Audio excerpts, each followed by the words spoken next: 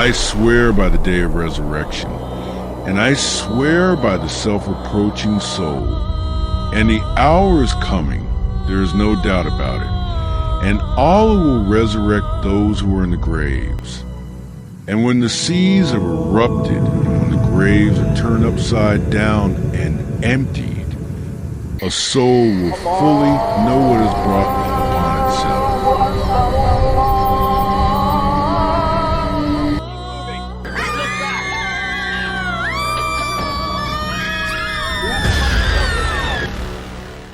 Welcome back to the Deep Dive. Today, we're diving into one of the most foundational concepts in the Quran. And one of the most dramatic. Absolutely. The Day of Judgment, or Yawm al-Qiyamah.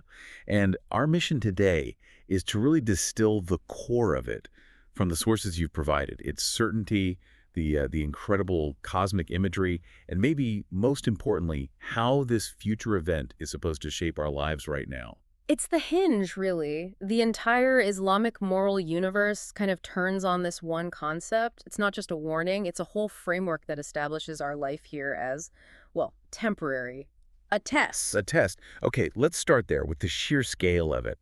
The sources really, really hammer home the certainty of this day. It's not a maybe, it's an immutable fact. It's presented as something already decreed. Right, and there's this powerful oath to back it up. I'm thinking of Surah 75, which says, I swear by the day of resurrection. And I swear by the self-reproaching soul. That pairing is just fascinating, isn't it? It is. Why those two things together? Well, by linking this huge cosmic event to the individual conscience, the self-reproaching soul, it immediately brings the scale from the universal right down to the personal. The big drama is out there, but it's also right inside you. So that day is definite, but so is your own inner voice holding you accountable. Exactly. It makes the need for preparation immediate, not some far-off abstract thing. And this certainty is reinforced by the signs of the hour. Precisely. The sources mention these specific harbingers, these warnings, to show that the clock is ticking. Things like natural disasters, moral decay. Yes, a deep societal decay. And also the coming of this figure, the Dajjal, or the Antichrist. His arrival is meant to be the ultimate test of faith just before the end.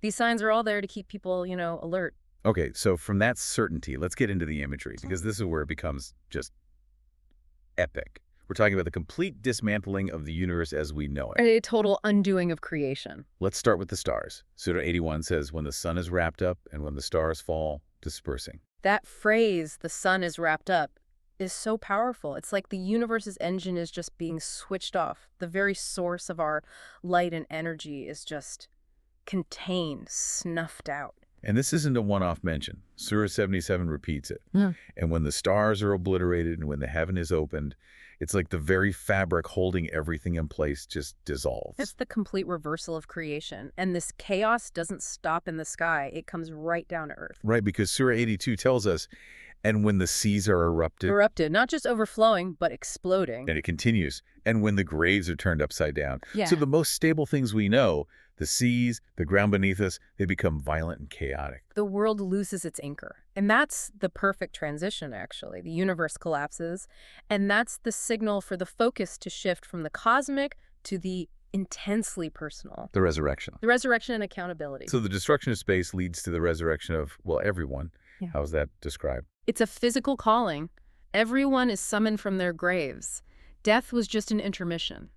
Surah 22 makes it undeniable.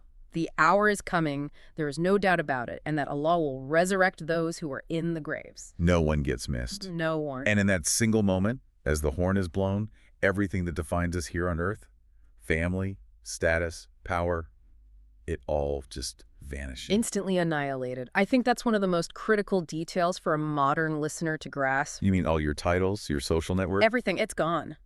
Surah 23 says, no kinship will remain among them that day, nor will they ask one another. You stand completely alone. Stripped of everything but your own deeds. That's it. You can't rely on anyone else. It's just you. So if you're standing there alone, how's the judgment made? The evidence has to be perfect, and the sources suggest it comes from a pretty surprising witness. This is one of the most, I think, insightful parts of the whole framework. The idea that the earth itself testifies. The earth reports its news. That's the line from Surah 99. What does that even mean? It's an amazing concept. It means the planet isn't just a passive backdrop to our lives. It's an active recorder. The interpretation suggests it bears the burden of human deeds. So every action, every word. Leaves a trace, a secret deal, a quiet act of kindness, an injustice committed when no one was looking. The ground beneath your feet is archiving it all. Wow. That completely eliminates the idea of getting away with something. It does. It forces you to think, if the world itself is documenting my every move, how does that change my choices right now? You have your conscience inside you, the self-reproaching soul, and the earth outside you. There's literally nowhere to hide. Exactly. And that brings us to the final verdict for each person. You mentioned Surah 82 earlier about the seas erupting. Well, the final line of that section is the perfect summary of all this. A soul will fully know what it has brought upon itself. No appeals, no ignorance. You will know. And that certainty is what pushes us into the final part of this. The moral imperative. Yeah. This is the so what of Doomsday. Right. It is. If judgment is this certain and this detailed, what are you supposed to do now? It's all about turning that future event into a motivator for today. Because this life is the one and only chance to take the test. Right. But it's not just about fear. The sources also stress repentance. God's mercy is presented as vast. The idea isn't to paralyze you with fear, but to motivate you to change, to strive for good deeds before that final deadline. And those deeds determine one of two outcomes, paradise or hell. And the descriptions are so vivid. Paradise is all about ease and abundance, a total contrast to the struggle of life. Surah 56 talks about being among thornless lote trees and banana trees with layered fruit. Effortless peace. Yes. On the other side, hell. But it's interesting to see who the most severe punishments are for. It's not arbitrary. What do the sources say? Well, Surah 2 is very specific. It targets those who disbelieve in the signs of Allah and kill the prophets without right. Okay, so disbelief and violence against messengers. And this part is key. And kill those who enjoin justice among people.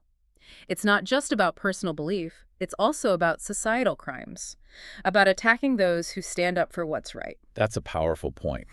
The judgment isn't just on your private piety, but on your public impact, your role in the world. Absolutely. So when you put it all together, the certainty, the resurrection, the earth as a witness, and these clear outcomes, it creates a complete moral system. It connects the unimaginable collapse of the cosmos to your most private, individual choices. It all boils down to non-negotiable personal responsibility. So as you, the learner, are thinking about this, let's go back to that first quote. I swear by the day of resurrection, and I swear by the self-reproaching soul.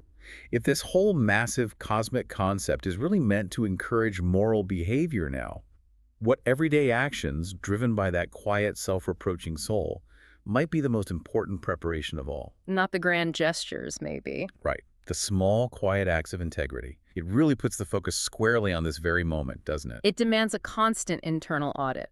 Thank you for sharing this incredible source material for our deep dive. We'll catch you next time. Thank you for joining us for today's podcast.